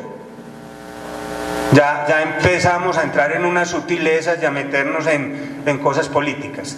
Ese paso de ese proyecto está por ahí desde que salió la primera licitación de Túnel Aburrá Oriente. Si se acuerdan, Túnel Aburrá Oriente no se hacía donde se está construyendo. El portal del Túnel Aburrá Oriente era ahí en Los Balsos, donde ahora queda Le Parcs, donde quedaba Serie, y salía donde era una mueblería, que ahora hay un restaurante, no me acuerdo el nombre, y seguía derechito por ahí, cruzando en el mismo punto. Es el Boquerón. La única forma de pasar esa ladera es en ese punto que es el más bajo. Entonces ahí es, digámoslo así, le tocó a este señor, pero si él no fuera el gobernador, de todas formas el proyecto pasaba por ahí, y cualquiera que monte proyectos lo pasa por esa zona. Entonces es como las aclaraciones a esos puntos. Sí. Que dice, yo quiero hacer este proyecto, hay que abrir una licitación pública por el método de lista abreviado de la ley 1150 y nos podemos demorar otros 3 meses más. Entonces se estaría adjudicando el contrato entre junio y julio, y ahí arranca un periodo de preconstrucción que dura más o menos 1 año, donde se hace la gestión predial. Las actividades típicas de ese periodo de preconstrucción son obtención de licencia, obtención de financiación y adquisición de predios. Nosotros acá en DCO venimos adelantando lo que es licencia ambiental, y por otro lado hemos tenido ya varias reuniones con bancos muy preliminares para también tener muy adelantado el cierre financiero. Seríamos de los poquitos proyectos que cuando lleguen a la aprobación tengan muy avanzada la licencia ambiental. Si ustedes comparan con las otras 4G, básicamente se adjudica el proyecto y apenas se inicia la tarea ambiental. Nosotros la hemos venido adelantando, lo mismo las socializaciones. Se adjudica el proyecto 4G y empiezan las socializaciones a los 2 o 3 meses. En este momento ni siquiera hay contrato, en este momento no hay contrato. En este momento, por ejemplo, nosotros todavía le podemos decir a la gobernación, ¿sabe qué? No nos interesa, no vamos a seguir. La autoridad ambiental nos puede decir, no hay licencia. O la gobernación nos puede decir a nosotros, no señores, no hay proyecto. O sea, todavía no existe el contrato. ¿Que vamos muy adelante? Sí. ¿Que hemos querido tener informada a la comunidad de todo lo que está pasando? También. ¿Que se han generado polémicas, que se han generado problemas? Sí. Pero precisamente de oír todas esas cosas, lo que se pueda mejorar lo vamos mejorando, lo que no, toca explicar por qué no se puede mejorar. Pero si comparan los primeros chismes, porque no fue socialización, yo me acuerdo en la primera reunión que todos eran furiosos porque íbamos a arrasar con la iglesia del Tablazo y porque íbamos a acabar con todo el Tablazo. En una de las muchas alternativas y que se descartó. Es que estamos hablando que esto no fue que nació ayer, no fue que... No. En una alternativa descartada estaba, y alguien le fue y alborotó a todo el mundo a decir un poco de cosas que no eran. Entonces, que ha habido muchos estudios de por dónde pasar la vía, sí. Que de todos esos estudios hubo 3 que eran los menos críticos, sí, y esos 3 fueron las alternativas ambientales. Ya el trazado es el que se seleccionó en el estudio de alternativas ambientales. Eso más que un trazado fijo es un corredor con 20 metros al lado y lado, hay una franjita. En este momento, a no ser que se detecte algo en el estudio de impacto ambiental, y por eso son tan importantes estas audiencias, ese es el trazado. Pero ¿qué puede pasar? Lo que nos decían ahora de los nacimientos. O sea, por ejemplo, si aparece un nacimiento, sencillamente el nacimiento prima sobre cualquier cosa, ya es, o se pasa encima del nacimiento con un puente grande, o se cambia el trazado por el nacimiento. Por cuestiones ambientales. En la zona, no, es que en la parte ambiental viene la parte social, vienen otra cantidad de consideraciones. Es que el concepto ambiental en Colombia no son solo los arbolitos y los animalitos, está la parte socioeconómica. Por eso se hacen las mediciones de ruidos, o sea, por eso se hace, si vieron, no estaba bien la foto, pero hay un equipo que se instala, a algunos le tocó pedir permiso, se pone el equipo y ese equipo que mide, son audífonos que miden ruido. Hay otros equipos que lo que capturan es partículas de aire para medir calidad de aire y material particulado. Hay un estudio que estamos pendientes, o creo que ya salió el permiso para toma de muestras, y es en cada una de las fuentes de agua que se intercepta por el proyecto o que puede llegar a ser afectada por el proyecto, hay que tomar en distintos puntos de ese caudal muestras para ver cómo está hoy. Y esos puntos quedan registrados. Durante la construcción se vuelve exactamente a los mismos puntos a medir qué pasó durante construcción, y hay unos niveles máximos permitidos durante construcción. Y ya después de terminado el proyecto vuelve y se mide. O sea, el trabajo ambiental apenas empieza y no termina. Y se sigue haciendo el seguimiento permanentemente, y a través de los ICAs, de los informes de cumplimiento ambiental, se reporta. Y si no cumple, la autoridad ambiental puede sancionar al proyecto. ¿La seguridad de la ¿Qué seguridad? La física. No, esa seguridad se asume por los concesionarios, se mantiene vigilancia permanente. De hecho, la seguridad antes baja y después de que uno se va. Porque cada maquinita, ustedes ven un bulldozer, y ese bulldozer está muy pispito, muy bonito, parece una máquina de colección pero grande. Un solo bulldozer vale más de 1.000 millones de pesos. Y si a uno se le roban, que se le roban mucho, una cosa que son los mandos finales que llegan y le quitan eso, son 200 o 300. Entonces, durante construcción, en los corredores de la vía, hay vigilancia. Ya después de construcción está la vigilancia de los inspectores viales.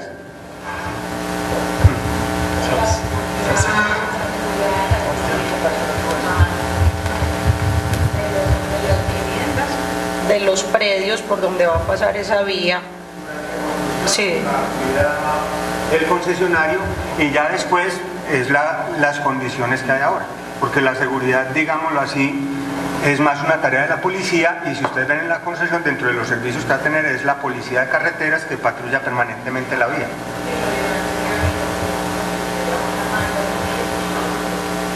Ya depende de lo que cada uno piense, ya depende, porque con el cerco a veces es suficiente.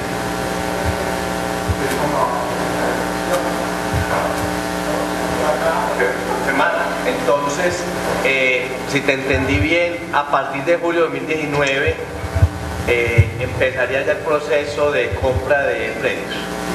Así todo sale.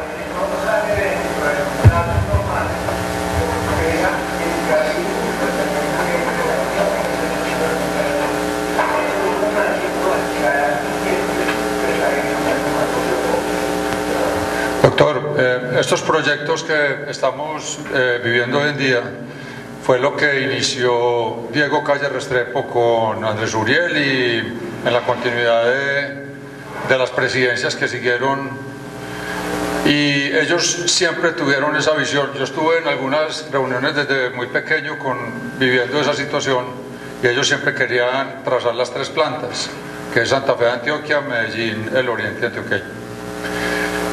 La pregunta mía es: ¿qué tanto pueden exigir las personas que están haciendo proyectos como estos, que son importantes y que pueden cambiar la historia de Antioquia en el desarrollo urbanístico que tenemos, y exigir, qué tanto pueden ustedes exigirle también a los municipios que desarrollen primero las infraestructuras de acueductos y alcantarillados?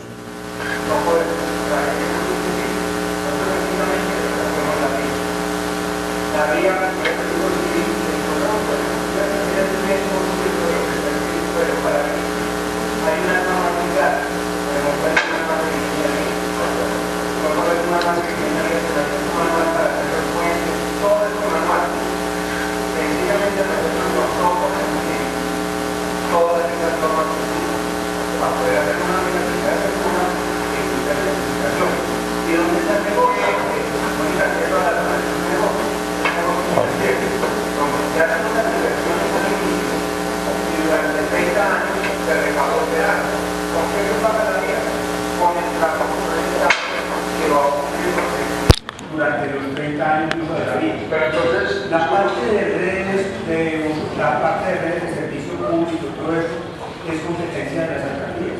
En la zona de vía, nosotros vamos a tener una zona.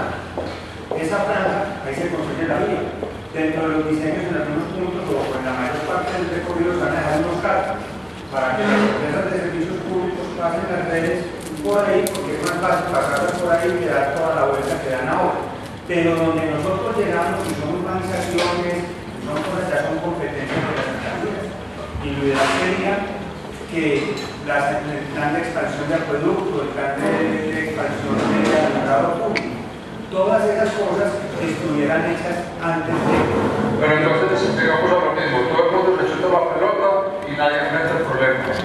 Y en la mayoría de las partes donde ha dado resultados los proyectos urbanísticos y lo que hemos logrado es que primero se hacen acueductos, alcantarillados, redes eléctricas, tiran las vías y después dejamos construir, ¿cierto? Aquí pasa al revés.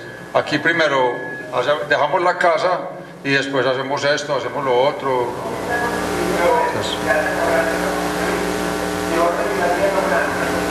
La mayor parte de lo único que queda por construir en Llano Grande, si hacemos un rectángulo gigante lo podemos hacer, donde termine el límite urbano de Río Negro, la vía de Llano Grande, la vía del Porvenir y la vía del Tablazo, lo podemos extender hasta el límite con el retiro. Ese rectángulo gigante es lo que falta por desarrollar. Y si yo voy a averiguar en planeación, hay cantidad de planes parciales aprobados para construir. O sea, lo que nosotros estamos haciendo, lo hemos haber hecho hace 10 años. Ya lo que estamos haciendo es reaccionando ante lo que se va a venir. Si coges entre la vía de Llano Grande y la vía de Río Negro La Ceja, métete por cualquiera de esas vías y contar cuántas parcelaciones y urbanizaciones están hechas. Entonces, ¿eso qué ha generado? Todos los problemas que tenemos ahora. Y todos estamos reaccionando. El PM tiene el proyecto Valle San Nicolás. De hecho, el agua de café no va a quedar sirviendo al sur de Medellín. Parte del agua de la fe ya tienen los tanques hechos, hay uno arriba de la Escuela de Ingeniería y otro en Paulandia. O sea, el agua de la fe la sube por medio de esos tanques y esos tanques vuelve y baja y ya van instalando tubería en la fe. Y en esto empiezan a instalar tubería entre Don Diego y Río Negro. EPM por eso compró agua de Río Negro, sencillamente para empatar con todas las redes de servicios públicos, porque es imposible sostener un crecimiento en el oriente a punta de productos federales y a productos privados, que es lo que vemos todos los días. Desgraciadamente tarde, pero se está reaccionando. La vida de nosotros no tiene que ver con esto. Nosotros a veces un problema que hay hoy, probablemente no es el problema que vamos a tener dentro de 10 años, es el problema que tenemos hoy. Que uno llegar a las glorietas de Sancho Paisa y tener que esperar en un saco gigante porque las 2 vías que alimenta Sancho Paisa no tienen capacidad para recibir esto. Ustedes suben, cuando suben entre semanas se dan cuenta, Palmas no tiene tanto, Palmas todavía tiene capacidad. ¿Dónde se vuelve el nudo de Palmas? En la glorieta. ¿Y por qué se hace un nudo? Esto es como si fuera, vienen los carros por una vía doble calzada que salen por 2 vías en calzada sencilla sin capacidad. Entonces, ¿qué tenemos? Un embudo. ¿Qué pasa cuando uno echa el agua por el embudo? Se empieza a represar y se va yendo hacia atrás hasta que se derrama. Eso es lo que tenemos. DSO empieza a funcionar como si le abrimos la boca al embudo. Porque, de acuerdo a lo que tenemos en los estudios de tránsito, que eso sí nos los puedo mostrar todavía en esta estación que se haya encontrado, de acuerdo a los estudios de tránsito, sencillamente el mayor origen que viene por ahí no es el aeropuerto. El mayor origen es Río Negro. Y lo ven todos los días, cómo vive la vía, la vía del aeropuerto. La gente sube, pasa por la concesión a Bonaparte, se vuelve por el aeropuerto a correr la vía de Llano Grande. Si ustedes pasan a las 6 o 7 de la noche o de las 5 de la tarde, empiezan a ver un trapo de 30 40 carros hacia atrás. De gente que va para Río Negro. Lo comparan con el aeropuerto, lo consumo del aeropuerto local. Luego dicen el tráfico es Río Negro, La Ceja. ¿Y qué hay que hacer? Que llegue rápido. ¿Y qué se necesita de complemento? Y en ese complemento, nosotros mostramos la visa acá, está ese plan de movilidad que publicó Río Negro, que es muy bueno. Yo digo, la vida de las torres, de hacer esas transversales que hay que hacer. Porque si esas vías no se hacen en 5 o 6 años, esto se va a complicar todavía más. Y el problema que este fin de semana, que yo las digo, es el problema a todas horas. cada vez más gente va a vivir aquí. Eso nadie, digamos así, son verdades de acuerdo. Y mucha de esa gente que va a vivir aquí se va a desplazar a Medellín a trabajar o a estudiar. También es una verdad, porque lo que tenemos que garantizar es que eso se pueda dar. Nosotros cumplimos con la parte celular de conectarnos local. La idea de un palmar con un sistema de vías que ojalá se construya. Ayer vi las noticias que las van a hacer por valorización, es muy buena noticia, es plata que no se pierde, porque cambia completamente la dinámica en esa zona donde se van a hacer. La vía de las torres, a ver, si ves, es donde está el cable dentro de la mina de Rodríguez, hacia un punto, entre ese punto y Jumbo, por la pista de la María de los Ríos. Una vía que pasa por ahí al otro lado del río. La tienen proyectada en doble calzada, entonces hay un sistema de tren vial por aquí, trae las torres y la vía acá, que hacen eso. Y además tienen previsto hacer transversales, conectar esas vías. Entonces, ¿qué se va a generar? Se va a generar como parcelitas, pero con vías, con posibilidad de tener servicios para tener el desarrollo. Digamos, no se hacen las vías. Los urbanizadores van a dejar de urbanizar eso. Las van a hacer, pero las hacen sin vías. Entonces, en ese proyecto que es de aplaudir, hay que hacer esas vías, gracias a Dios lo van a hacer. Y después va a venir la PM que complementa todo eso.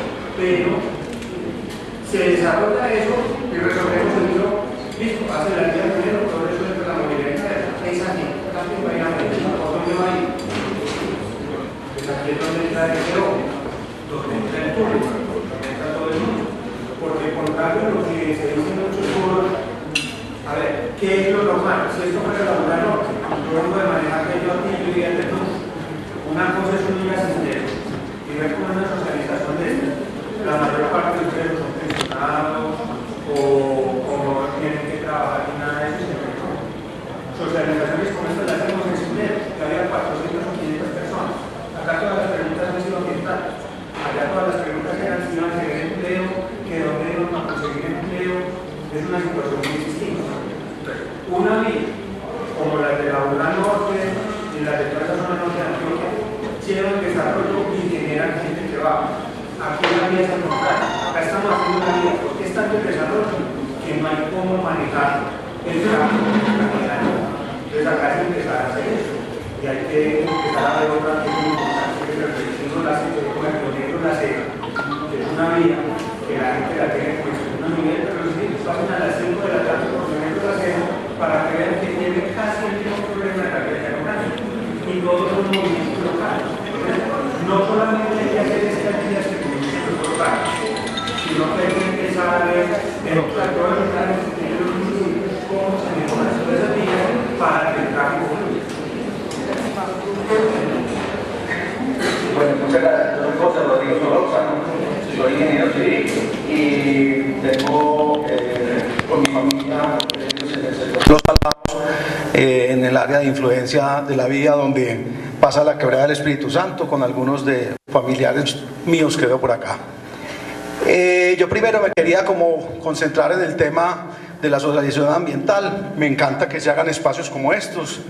He estado muy de cerca con Devimed como en mi condición de ingeniero y que pues la vía atraviesa parte de un terreno nuestro y me he llevado la sorpresa porque he tenido la oportunidad de estar con las personas que han ido a hacer el estudio de impacto ambiental, hablar con ellos de manera profunda y estoy absolutamente tranquilo del rigor con que se han hecho esos estudios. Me he encontrado con ellos hoy. Están 10 días, van a estar en los predios de nosotros un geólogo, un biólogo, un ingeniero ambiental desarrollando actividades de campo en escala 1 en 1, no en escala de cámara, yo no sé qué, como mencionaban ahora, por lo cual yo quiero, pues estoy muy tranquilo porque nosotros tenemos unas tierras de tradición de más de 100 años donde tenemos más de 2 kilómetros con los familiares en el área de influencia de la Quebrada del Espíritu Santo. Hemos venido protegiendo el corredor de la Quebrada del Espíritu Santo con un bosque protector de un robledal de más de 100 años y nos inquietaba mucho eso. Entonces cuando yo conocí el diseño del viaducto, pues me quedé absolutamente tranquilo. Estos señores están haciendo las cosas con rigor, porque cómo van a intervenir ese robledal que es de 100 años. Mi mamá nos decía que ella lo conoce desde ese momento. Adicionalmente, como lo decía el doctor ahora, el ingeniero ambiental, él dice que esos son un montón de bosques todos de protección. Para mí eso no es cierto. Nosotros tenemos unas reforestaciones que en la gran mayoría son pinos pátulas, que son el peor amigo del medio ambiente. Hemos venido cambiando las riberas de la quebrada, los nacimientos de agua por otras especies, porque yo los invito a que caminen por un bosque de pátulas a ver si hay algún animal. Yo no soy de DSO, yo soy ingeniero civil y tengo una propiedad en el sector de los salados, ¿cierto? No soy de DSO, afortunadamente, no, realmente no tengo, sí. No, yo exijo respeto, eso sí, porque yo respeté los comentarios de todas las personas. Yo quisiera que me respetaran los míos. Qué pena. Bueno, entonces, con respecto al estudio ambiental, a mí me da una absoluta claridad que las cosas se están haciendo con rigor. Pero yo quería dejar un mensaje con respecto a la vía. Aquí se ha dicho muchas cosas y posiblemente voy a repetir algunas. Pero nosotros no podemos ser ajenos. El valle de Río Negro en este momento tiene una densidad de 600 habitantes por kilómetro cuadrado. Eso es nada. Si usted lo compara, digamos, con la sabana de Bogotá, tiene 4.000 habitantes por kilómetro cuadrado. O Tokio, que es una sociedad sostenible, donde las cosas se hicieron con planeación, tiene una densidad de 14.000 habitantes por kilómetro cuadrado. Y allá todo funciona, todo está planeado. ¿Por qué? Porque se realizaron obras de envergadura antes de que llegara el desarrollo. No podemos ser ajenos que Medellín hizo las cosas mal, particularmente el Poblado. El Poblado, hace 27 años yo estaba recién graduado como ingeniero, tumbaron la obra 500, era la única alternativa para que el Poblado fuera vivible. Hoy el calentamiento global, los problemas de movilidad, la inseguridad y la contaminación, ya nadie quiere vivir por allá y se quiere vivir por acá. Entonces, queramos o no, la gente se va a venir a vivir por acá, y así sea con densidades de una vivienda por hectárea, la gente se va a venir a vivir por acá.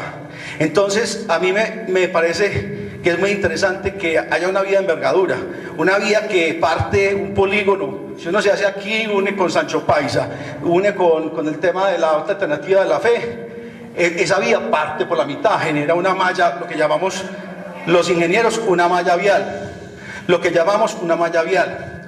Entonces, para mí eso es muy importante. Yo no sé, yo vivo en el Retiro, ayer me tocó subir y vi que en la curva Barraca se volteó un camión y el taco llegaba más allá de la glorieta de Sancho Paisa. Yo decía, qué pena, por Dios, con esta gente que está llegando a la Feria de las Flores hoy, que es que la sola llegada a Medellín, ya a 15 kilómetros, ya están totalmente infartados. Eso se resuelve en la medida que haya una malla vial, que haya alternativas.